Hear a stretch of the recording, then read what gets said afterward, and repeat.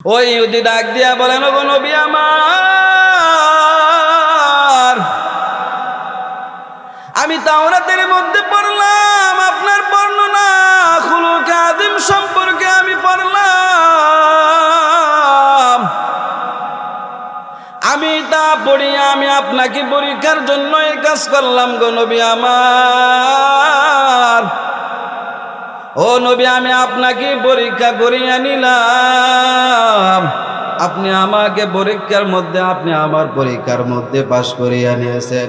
ইয়া রাসূলুল্লাহ, ইয়া হাবিবাল্লাহ, আমি তাওরাতের মধ্যে যা পড়লাম যতগুলা আমি আপনার ব্যাপারে বর্ণনা আমি পড়েছি, প্রত্যেকটা বর্ণনা আমি আপনার কাজে কর্মে আমি পাইলাম।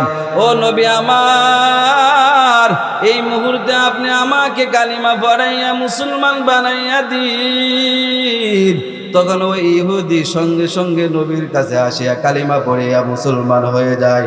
ও পর্দার আড়ালের মা, ও যুবক ভাই, ও বিদ্যা বাবা, আজকে তুমি এমন নেতার পিছনে ঘুরিয়া সময়টাকে নষ্ট করো, যে নেতার কোনো নামাজ নাই, রোজা নাই, যে নেতার মুখের মধ্যে কোনো দাড়ি নাই, যে নেতা নামাজ পড়ে না, নবীর সুন্নাত অনুযায়ী চলে না, তুমি এমন নেতার পিছনে ঘুরিয়া তুমি আজকে সময়টারে ব্যয় করো।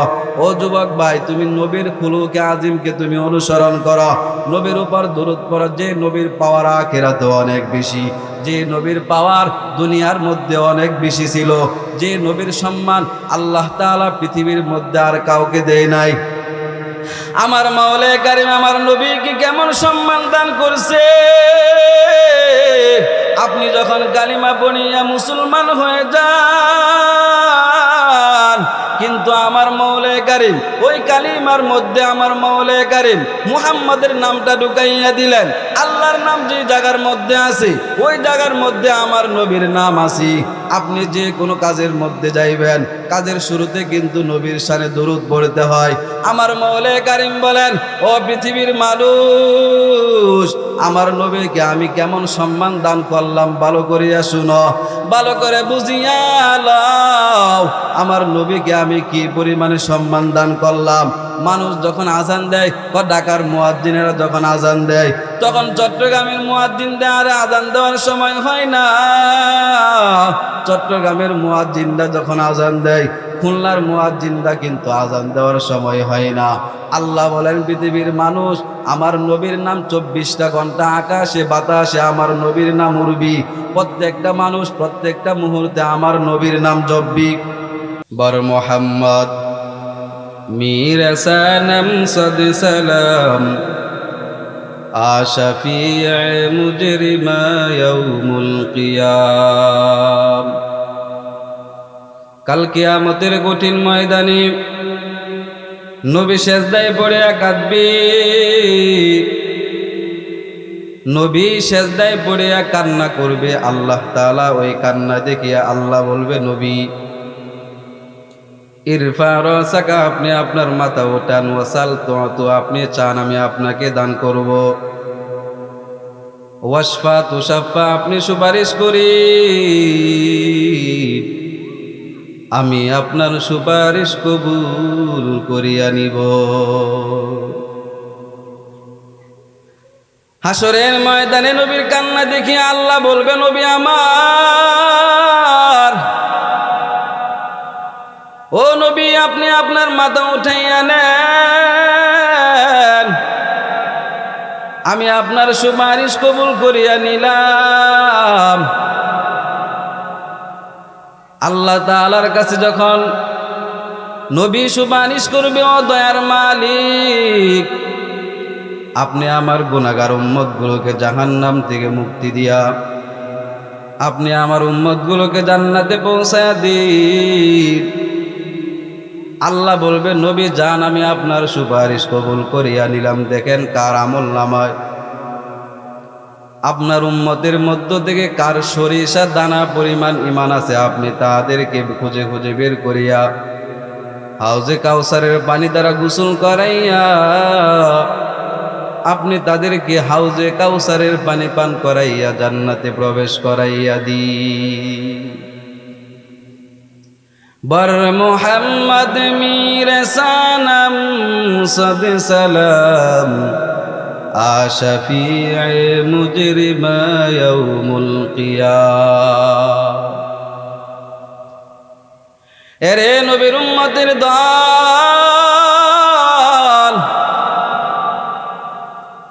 আমার নবীর উপর দুরূদ বললে আমার নবী কাল কিয়ামতের কঠিন ময়দানে উম্মতকে সুপারিশ করে জান্নাতে নিয়ে যাবে। তাহলে যে নবীর উপর আমি দুরূদ পড়ব, ওই নবীর পাওয়ার আখিরাতে সমস্ত নবীদের চাইতে আমার নবীর পাওয়ার বেশি। তাহলে হাদিস দ্বারা বুঝলাম আমার নবীর পাওয়ার আখিরাতে আমার নবীর পাওয়ার অনেক বেশি। আমার নবীর পাওয়ার দুনিয়াতে কেমন ছিল? আল্লাহর নবীর কাছে একজন মহিলা আসিয়া অভিযোগ করলেন, ইয়া রাসূলুল্লাহ, ইয়া হাবিবাল্লাহ, ওগো নবী আমার, আপনার চাচা আবু জাহেলের কাছে আমি কিছু টাকা পাবো, কিন্তু সে আমার টাকাগুলো দিচ্ছে না। আল্লাহর নবী বলেন, ও মহিলা, তুমি তার কাছে যে টাকা পাইবা তা কি সত্য কি? তুমি আমার কাছে যে অভিযোগ করলা? মহিলা ডাক দিয়া বলেন, ইয়া রাসূলুল্লাহ, ইয়া হাবিবাল্লাহ, আমি আপনার কাছে যে অভিযোগ করলাম সেই অভিযোগ সত্য। আপনার চাচার কাছ থেকে আপনি আমাকে টাকাগুলো পরিশোধ করিয়া দেন। আল্লাহর নবী ওই মহিলাকে আবু জাহেলের বাড়িতে গিয়ে বললেন, ও চাচা, আপনার কাছে এই মহিলা টাকা পাবে কি? আবু জাহেল ঘর থেকে বের হয়ে বলে, ও মুহাম্মদ ভাতিজা, তুমি কিসের জন্য আসলা? মুহাম্মদ ডাক দিয়া বলেন, ও চাচা, আপনার কাছে ওই মহিলা টাকা পাবেনি। আবু জাহেল ডাক দিয়া বলেন, ভাতিজা, সে আমার কাছে টাকা পাবি। আল্লাহর নবী বলেন, ও চাচা, এই মুহূর্তে আপনি তার টাকাগুলো পরিশোধ করিয়া দেন। আল্লাহর নবী বলতে দেরি হয়, আবু জাহেল ঘর থেকে টাকাগুলো আনিয়া দিতে দেরি হয় না।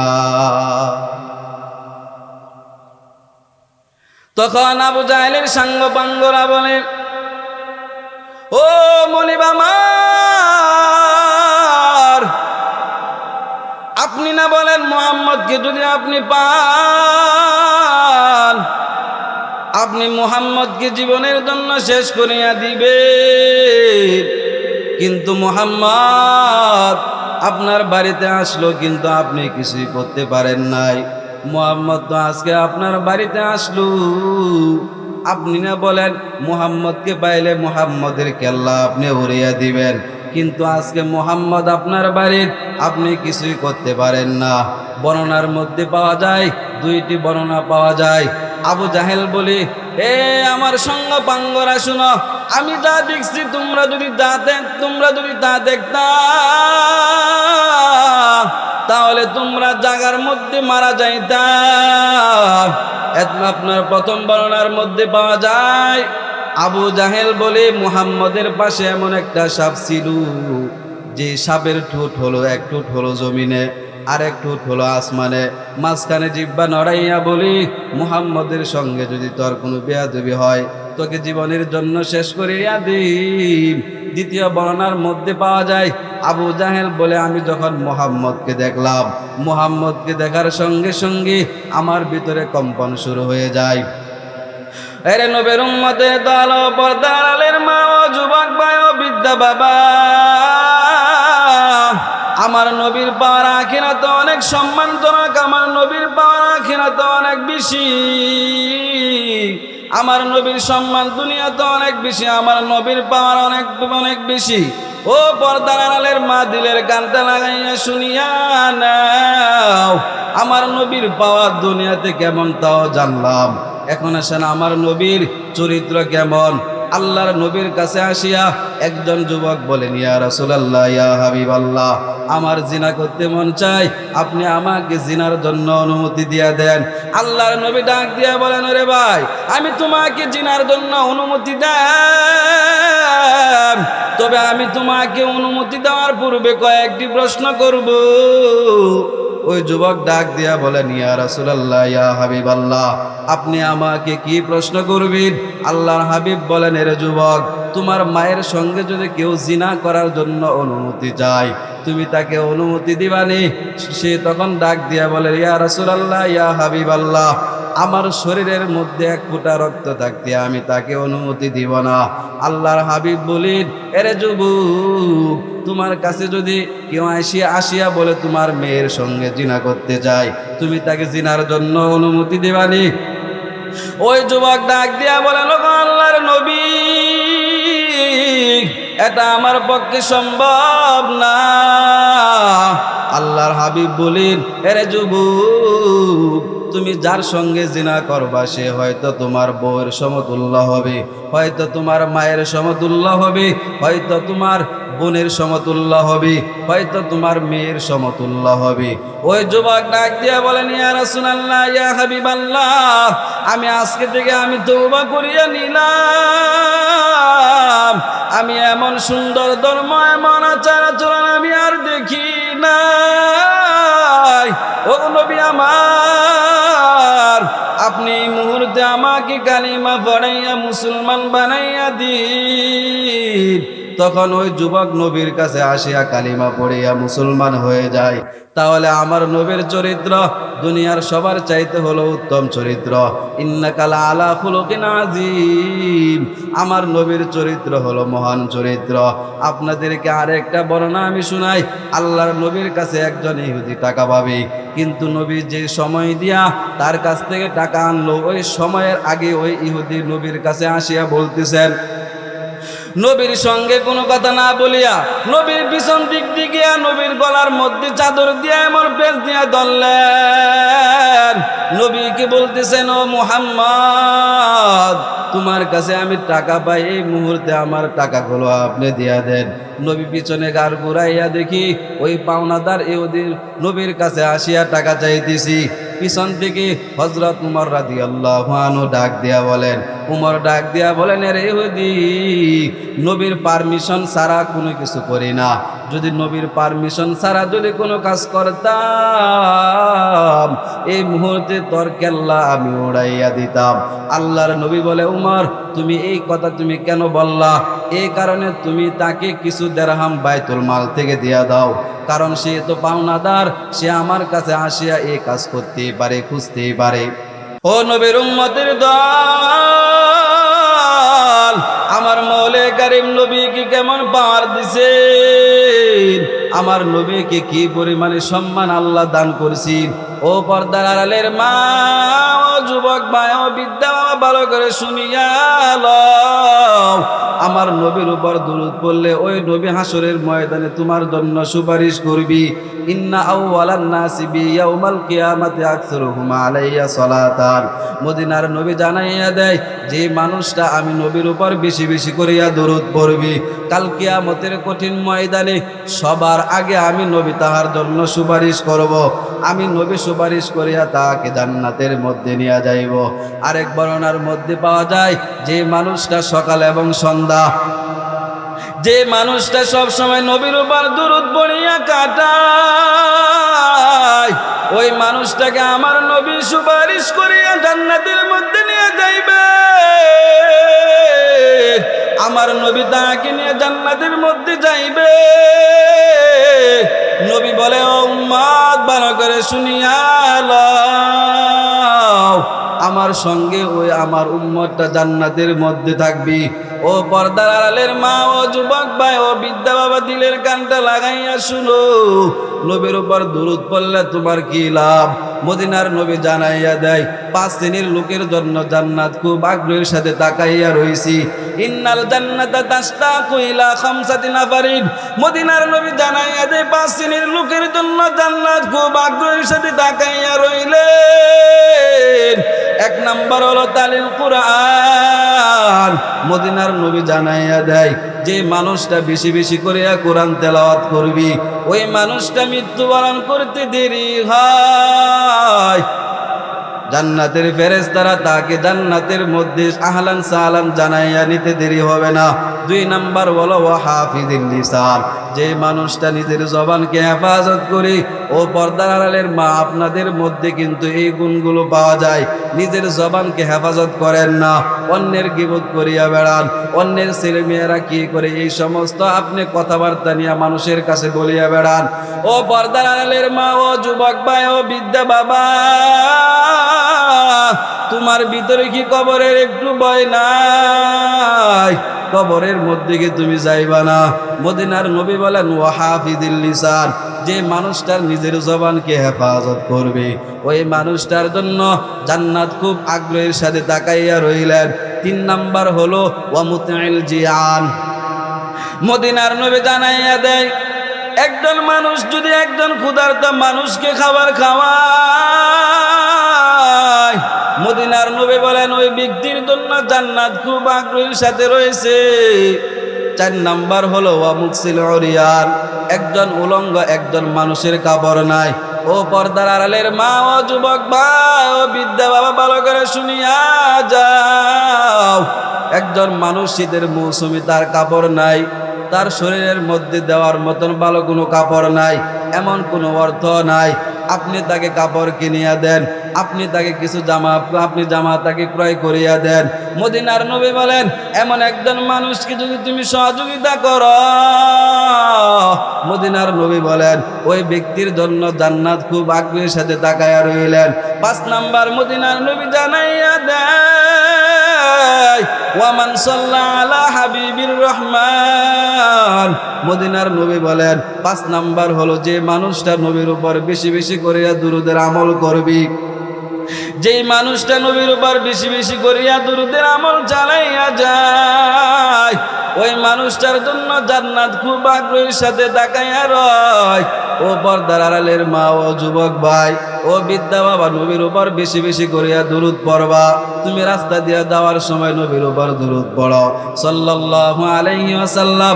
খেতে কামারে কাজ করা নবীর উপর দুরূদ পড়ো। গাড়ি দিয়ে চলার সময় তুমি নবীর উপর দুরূদ পড়ো। তুমি বসিয়া বসিয়া গল্প গুজর করো, একজন মানুষের সঙ্গে কথা বলিয়া কাটাও, মদিনার নবী বলেন তুমি ওই সময় বসিয়া বসিয়া সাল্লাল্লাহু আলাইহি ওয়াসাল্লাম তুমি নবীর উপর দুরূদ পড়িয়া কাটাও। মদিনার নবী বলেন ওই ব্যক্তিকে আমার মাওলা কারীম 2টা সুসংবাদ জানাইয়া দেয়। 1 নাম্বার হলো তার দুনিয়া এবং আখিরাতে সকল হাজতকে পুরা করিয়া দিবি। 2 নাম্বার হলো তার জিন্দেগীর সমস্ত গুনাহগুলো মাফ করিয়া দেয়। আরেকটি সুসংবাদ মদিনার নবী জানাইয়া দেয়, হাদিস শরীফের মধ্যে পাওয়া যায়, একজন মানুষ যখন নবীর উপর দুরূদ পড়িয়া কাটায়, মদিনার নবী বলেন ওই মানুষটা দুরূদ মুখ থেকে বের করার সঙ্গে সঙ্গে একজন ফেরেশতা আকাশে বাতাসে পূর্ব থেকে পশ্চিম, পশ্চিম থেকে পূর্ব, উত্তর থেকে দক্ষিণ, দক্ষিণ থেকে উত্তর, ওই ফেরেশতা ঘুরিয়া বলে এই কথা বলি, অমুক গ্রামের অমুকের ছেলে নবীর শানে দুরূদ পড়ছি, অমুকের মেয়ে নবীর শানে দুরূদ পড়ছি, অমুকের স্ত্রী নবীর শানে দুরূদ পড়ছি। এরকম ভাবে সব জায়গায় ঘুরিয়া নবীর কাছে নিয়ে বলে ও নবী, আপনার উম্মতের মধ্যে থেকে অমুকে আপনার উপর দুরূদ পড়ছে। নবী বলে আমার পক্ষ থেকে তাকে তুমি সালাম জানাইয়া দাও। নবীর কাছ থেকে যাবে আমার মাওলার নিকট, আল্লাহকে গিয়া বলবে ও দয়ার মালিক, আপনার হাবিবের উপর অমুকের ছেলে অমুক দুরূদ পড়ছে। আল্লাহর কাছে যাওয়ার পরে বলবে ও ফেরেশতা, আমার পক্ষ থেকে তাকে 2টা সুসংবাদ দিয়া দাও। 1 নাম্বার সুসংবাদ আল্লাহর পক্ষ থেকে জানাইয়া দেয়, আল্লাহ বলেন তার উপরে তুমি 10টা রহমত নাজিল করিয়া দাও। 2 নাম্বার সুসংবাদ হলো আল্লাহ বলেন তুমি তার আমলনামা থেকে 10টি গুনাহ মাফ করিয়া দাও। ও পর্দার আড়ালের মা, ও যুবক ভাই, নবীর উপর দুরূদ পড়লে আমার মাওলা কারীমের নিকট পরিচয় লাভ করা যায়। নবীর উপর দুরূদ পড়লে আপনার নাম সহ নবীর কাছে নিয়ে উল্লেখ করা হয়। এই জন্য নবীর উপর দুরূদ পড়ো। নবীর উপর দুরূদ পড়লে আমার মাওলা কারীম আপনার আমি আপনাদেরকে একটি ওয়াকিয়া শোনাই। ইমাম শিবলি রহমাতুল্লাহি আলাই উনি আল্লাহর ঘর খানে বাইতুল্লাহ তোয়াফ করার সময় দেখতেছি একজন যুবক তাকবীরে তাশরিক না বলিয়া উনি নবীর উপর সাল্লাল্লাহু আলাইহি ওয়াসাল্লাম পড়ে কিন্তু তাকবীরে তাশরিক বলে না। ইমাম শিবলি রহমাতুল্লাহ আলাই এই অবস্থা দেখিয়া যুবককে ডাক দিয়ে বলেন, রে ভাই, তুমি কি তাকবীরে তাশরিক কি তুমি পারো না? এই দোয়া কি তুমি বলিয়া গেছনি? ওই যুবক ডাক দিয়ে বলে, হুজুর আমার আমি তাকবীরে তাশরিক আমি পারি, তবে আমি ওই দুরুদের উপরে আমি এত ফজিলত দেখলাম যে ফজিলত আমি অন্য কোনো আমলের মধ্যে দেখি নাই, অন্য কোনো দোয়ার মধ্যে আমি দেখি নাই। ওই ইমাম শিবলি রহমাতুল্লাহ আলাইহি বলেন, যুবক তুমি কি ফজিলত দেখছো আমার কাছে একটু বর্ণনা করো। ওই যুবক ডাক দিয়ে বলে, হুজুর আমার আমি ওই দুরুদের মধ্যে এমন ফজিলত আমি দেখলাম আমি অন্য কোন দোয়ার মধ্যে আমি দেখি নাই। ওই যুবক বলেন, আমি আমার আব্বাজানকে নিয়ে বাড়ি থেকে বের হয়েছিলাম হজ করার জন্য। সফর করতে করতে যখন বাগদাদের মধ্যে আসলাম, বাগদাদের মধ্যে আসার পরে আমার বাবা অসুস্থ হয়ে পড়েন। আমার বাবার শরীরের মধ্যে জ্বর আসলেন। আমার বাবার জ্বর আসার পরে কয়েকদিন অসুস্থ অবস্থায় থাকিয়া হঠাৎ করে আমার বাবা দুনিয়া থেকে বিদায় নিয়ে চলিয়া গেল। আমার বাবা দুনিয়া থেকে বিদায় নেওয়ার পর আমার বাবার চেহারাটা শুকুরের মতন হয়ে গেল। আমি এখন লজ্জায় মানুষের সামনে কিভাবে মুখ দেখাম? আমার বাবার শরীরের উপরে আমি একটা চাদর দিয়ে ঢাকিয়া রাখলাম। আমার বাবার শরীরের উপরে একটা চাদর আমি দিয়া ঢাকিয়া দেই। আমি তখন ডাকিয়া আমি ভীষণ চিন্তিত হয়ে পড়লাম। এখন এলাকার মানুষকে আমি কিভাবে এই সমস্ত ঘটনাগুলি বলি? আমার বাবার কাফন দাফনের ব্যবস্থা আমি কেমনে করি? এলাকার মানুষের নিকট আমি বলতে পারবো না। এলাকার মানুষ যদি আসিয়া দেখে আমার বাবার চেহারাটা শুকরের চেহারার মতন, আমি লজ্জা পাইব। মানুষ আমাকে নিয়ে উপহাস করবে, ঠাট্টা করবে। এই চিন্তায় আমি ঘুমিয়ে পড়লাম। ঘুমের ঘরে স্বপ্নে দেখি একজন সুন্দর চেহারাওয়ালা সাদা কাপড় পরিধান করিয়া আমার বাবার নিকট আসিয়া আমার বাবার শরীর থেকে চাদরটা সরাইয়া আমার বাবার শরীরের মধ্যে হাতটা বুলাইয়া দিলেন। হাতটা বুলাইয়া দেওয়ার সঙ্গে সঙ্গে আমার বাবার চেহারাটা আগের মতন হয়ে যায়, আগের চাইতে আরো সুন্দর হয়ে যায়। আমি তখন তার চাদরের মধ্যে টান দিয়া ধরলাম। আমি বললাম, আপনি আমাকে এত বড় মহা বিপদ থেকে আপনি আমাকে বাঁচাইলেন, আপনি আমাকে এত বড় উপকার করলেন, আপনার পরিচয়টা আপনি আমাকে একটু দিয়ে যান। তখন উনি বললেন, আমি গুনাহগার উম্মতের নবী জনাবে মুহাম্মাদুর রাসূলুল্লাহ সাল্লাল্লাহু আলাইহি ওয়াসাল্লাম। তখন ওই যুবক বলেন, হুজুর, সঙ্গে সঙ্গে আমি তাহার কদম বুসিতে লুটিয়ে পড়লাম, তার পায়ের মধ্যে আমি চুমু খাইলাম। তখন আমার ঘুমটা ভাঙ্গিয়া গেল। ঘুমটা ভাঙ্গার পরে আমি ফজরের নামাজ আদায় করলাম। ফজরের নামাজ আদায় করিয়া দেখি এলাকার মানুষের এমন দল পড়িয়া যায়। এলাকার নামাজের মধ্যে যদি গিয়া শরীক হও তাহলে আমি তার আগে এবং পরে জিন্দেগির গুনাহগুলো মাফ করিয়া দিব। এই এলান শুনিয়া তখন আমাদেরকে আবার এই স্থানটা বলিয়া দিলেন, অমুক জায়গার মধ্যে আমার একটা প্রিয় বান্দা দুনিয়া থেকে বিদায় নিয়ে গেছি, তোমরা যদি অমুক জায়গার মধ্যে যদি যাও, আমার বান্দার জানাজার নামাজের মধ্যে যদি শরীক হও, আমি তোমাদের আগে এবং পরে জিন্দেগির সব গুনাহ মাফ করিয়া দিব। এরে নবীর উম্মতের দল, তাহলে আমরা কি বুঝলাম? আপনার দরুদ পাঠ করার পরে ওই আপনার দরুদ কিন্তু নবীর কাছে নিয়ে যায়, আল্লাহর কাছে নিয়ে যায়। নবী তখন ওই যুবককে কিন্তু আবার বলছিলেন, যুবক, তোমার বাবা আমি নবীর উপর 300 বার দরুদের আমল করত, কিন্তু আজকে তোমার বাবার দরুদের আমলটা আমার নিকট যায় নাই। আমি ফেরেশতাকে জিজ্ঞেস করলাম, ও ফেরেশতা, কি ব্যাপার? আজকে আমার নিকট আমার বান্দার দরুদের খবর কেন আসে নাই? তখন ওই ফেরেশতা বললেন, নবী আমার, আপনার বান্দা দুনিয়া থেকে বিদায় নিয়ে চলিয়া গেল। এই সংবাদ শোনার পরে আমার মাওলা কারীম সঙ্গে সঙ্গে কিন্তু তার নিকট চলে আসলেন। আমার মাওলাও তার জিন্দেগির গুনাহগুলো মাফ করিয়া দিলেন। নবীর উপর দুরূদ পড়লে আমার নবীর নিকট আপনার পরিচয়, সম্পর্ক, ভালোবাসা গড়ে উঠি। আপনি যখন দুরূদ পড়বেন, আমার মাওলার পক্ষ থেকে আপনার জন্য ক্ষমার ঘোষণা চলে আসবে। এরে নবীর উম্মতের দল, ভালো করে শুনিয়া লও, নবীর উপর বেশি বেশি করিয়া দুরূদ পড়বা। নবীর উপর যদি কোনো মানুষ যদি একবার দুরূদের আমল করে, একবার দুরূদের আমলের বিনিময় আমার মাওলা কারীম তার উপর 10 বার রহমত নাজিল করে। ওমান সাল্লাহ আলা হাবিবির রহমান, এই মানুষটা যদি নবীর উপর দুরূদের যদি আমল করে, জান্নাত তো খুব আগ্রহের সাথে তার উপর তাকাইয়া থাকে। আপনার দুনিয়া থেকে যাইতে দেরি হয়, আমার মাওলা কারীম আপনাকে জান্নাতের মধ্যে পৌঁছাইতে দেরি হবে না।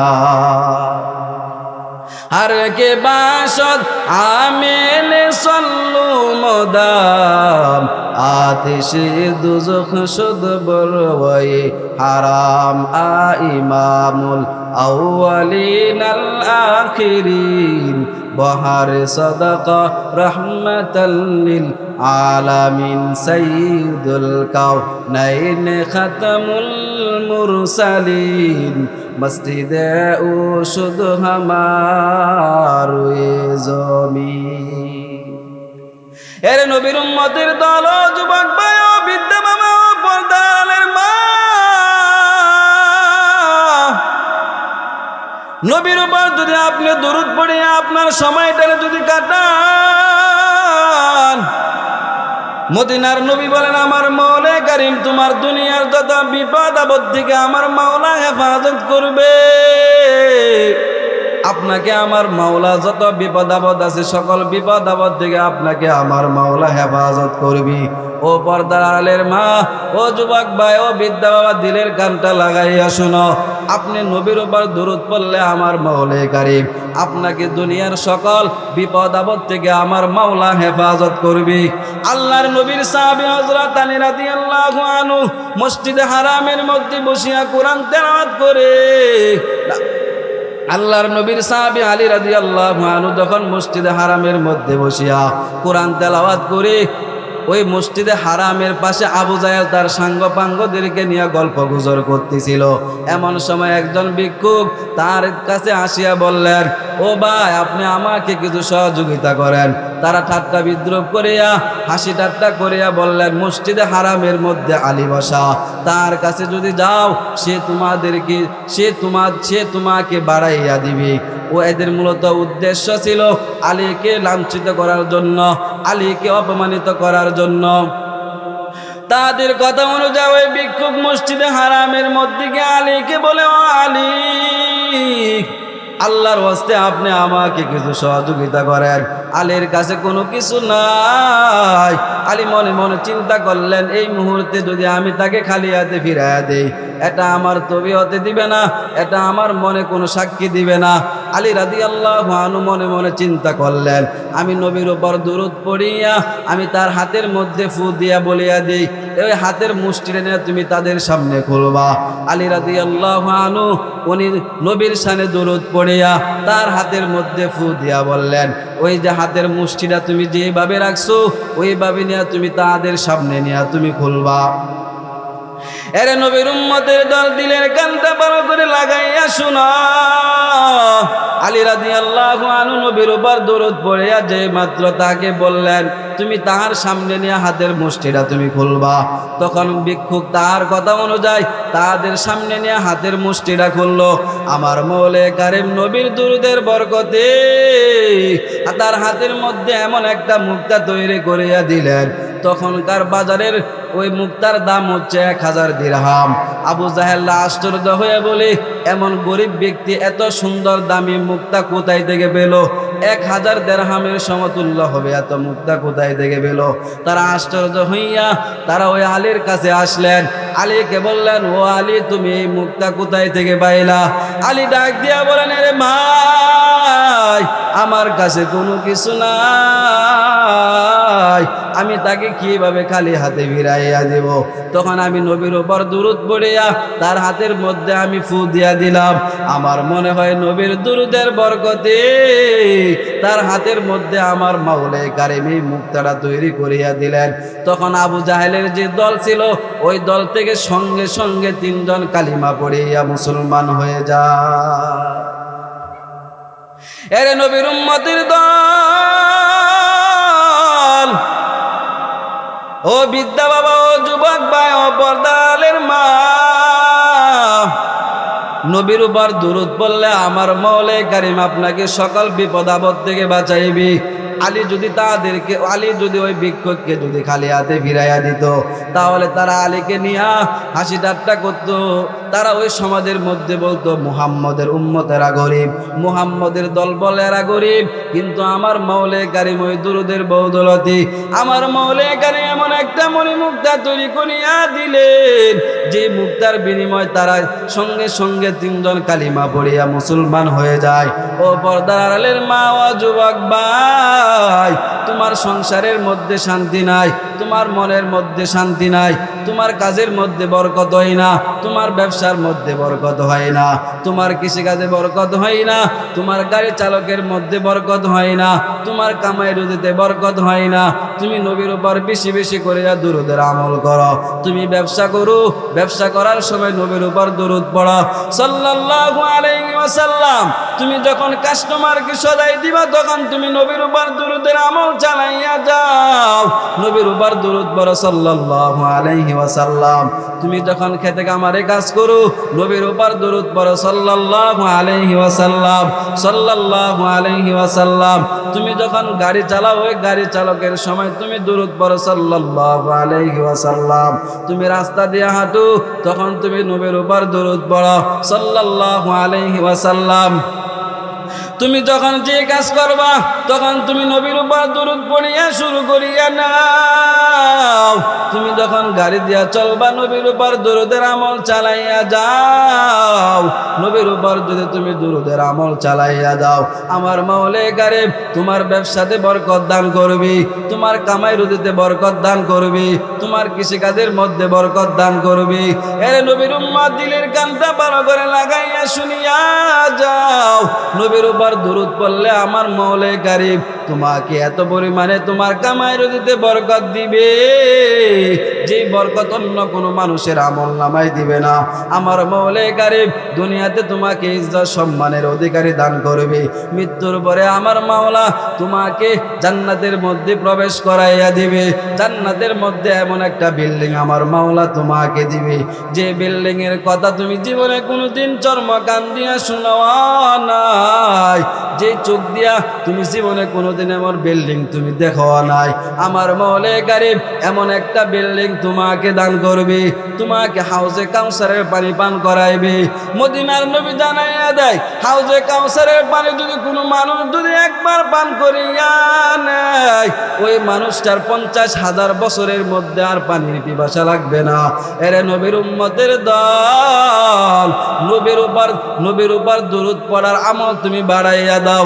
ইমাম আহমদ ইবনে হাম্বল রাহমাতুল্লাহ আলাইহি থেকে বর্ণিত, হযরত উবাই ইবনে কাব রাদিয়াল্লাহু আনহু নবীর কাছে আসিয়া বলেন, ইয়া রাসূলুল্লাহ, ইয়া হাবিবাল্লাহ, আমি আপনার উপর বেশি বেশি করিয়া দুরূদের আমল করি, তবে আমার ব্যক্তিগত ওজিফার, আমার ব্যক্তিগত আমলের মধ্য থেকে আমি কতটুকু আপনার উপর আমি দুরূদ পড়ব?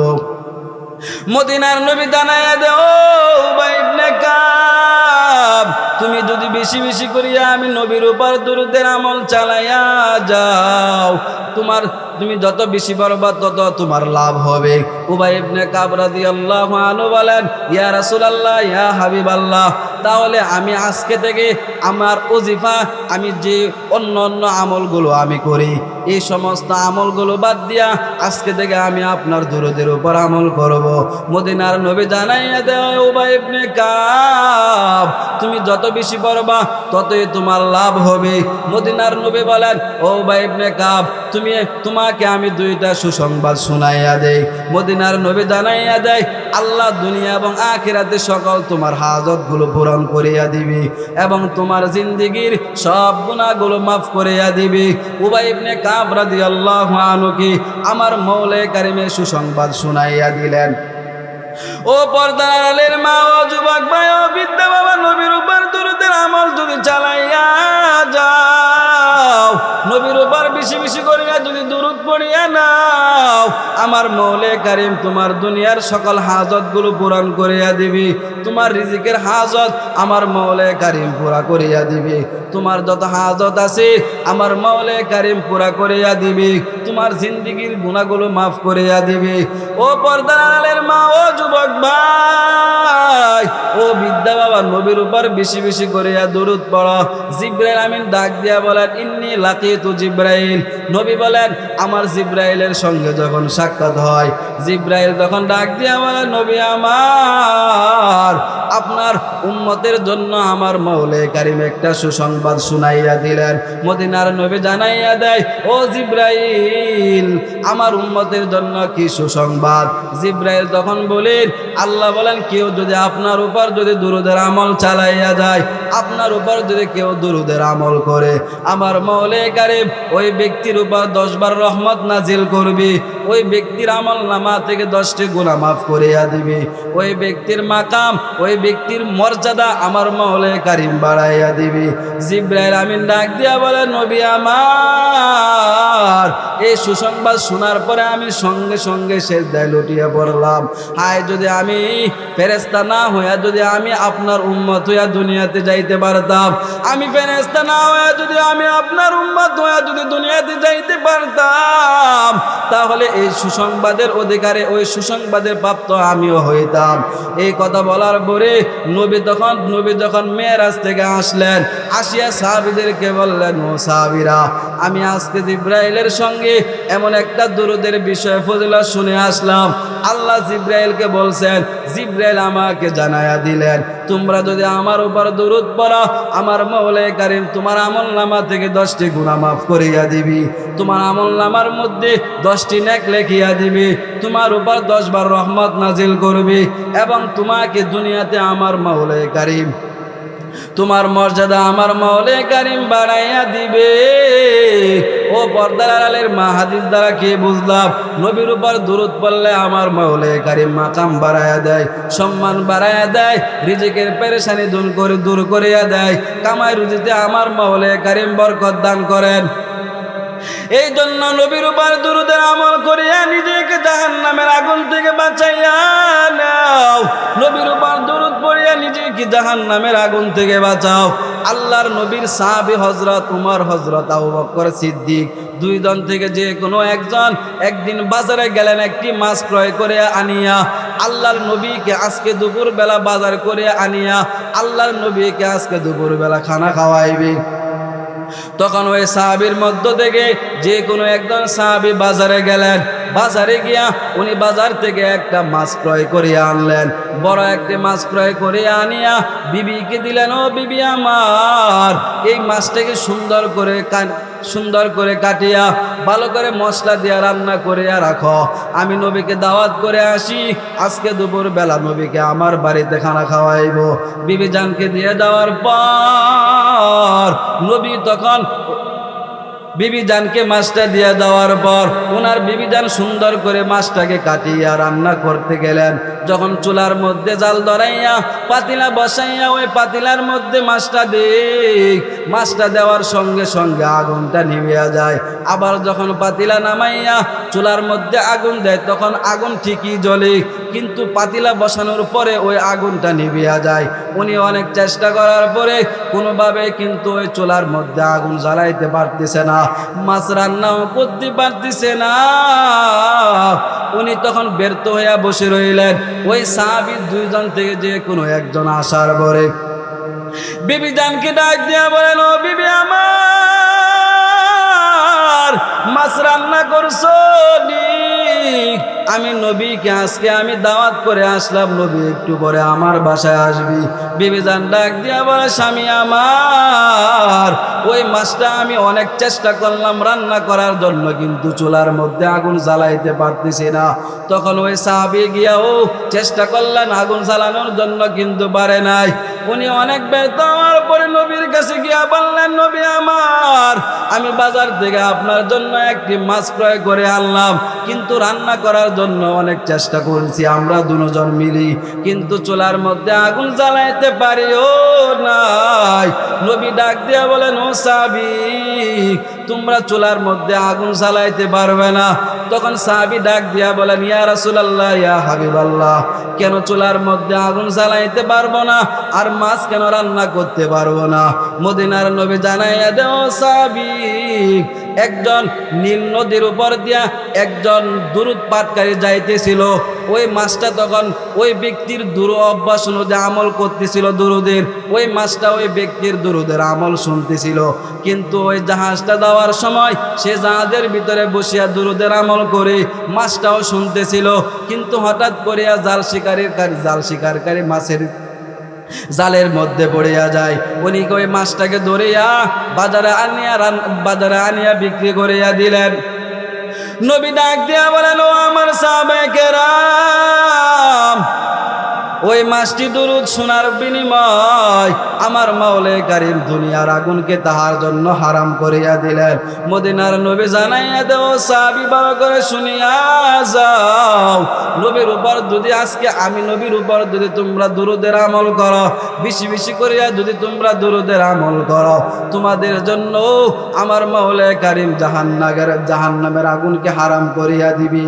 ও পর্দার আড়ালের মা, ও যুবক ভাই, ও বিদ্যা বাবা, ওই মাছ যদি শুধু দুরূদ শোনার কারণে যদি তাহার জন্য দুনিয়ার আগুন যদি হারাম হয়ে যায়, আমরা তো এলাম আশরাফুল মাখলুকাত, আমরা যদি নবীর উপর দুরূদ পড়িয়া যদি আমাদের হায়াতটা কাটাই, আমরা যদি কবরের জগতে যদি যাইতে পারি, আমার মাওলা কারীম আমাদেরকে কবরের আযাব মাফ করিয়া দিবে, জাহান্নামের আগুন থেকে আমাদেরকে মুক্তি করিয়া আমার মাওলা কারীম জান্নাতে পৌঁছায়া দিবে। এই জন্য নবীর উপর দুরূদের আমল করো। এই জন্য মাওলানা জালালউদ্দিন রুমি রহমাতুল্লাহ আলাইহি বলেন, হার কে বাসদ আমেলে সল্লু মুদাম, আতিশে দুজক শুদ বরওয়ে হারাম। মাওলানা জালালউদ্দিন রুমি রহমাতুল্লাহ আলাইহি বলেন, যদি নিজেকে যদি জাহান্নামের আগুন থেকে মুক্তি করতে চাও, জাহান্নামের আগুন থেকে যদি বাঁচাইতে চাও, নবীর উপর বেশি বেশি করিয়া দুরূদ পড়ো, দুরূদের আমল চালাইয়া যাও। এই দুরূদের বিনিময়ে আমার মাওলা কারীম তোমাকে জাহান্নামের আগুন থেকে মুক্তি দিয়া দিবে। ও পর্দালের মা, ও যুবক ভাই, ও বিদ্যা বাবা, নবীর উপর বেশি বেশি করিয়া দুরূদ পড়ো, আমার মাওলা কারীম তোমাকে জাহান্নামের আগুন থেকে মুক্তি দিয়া দিবে।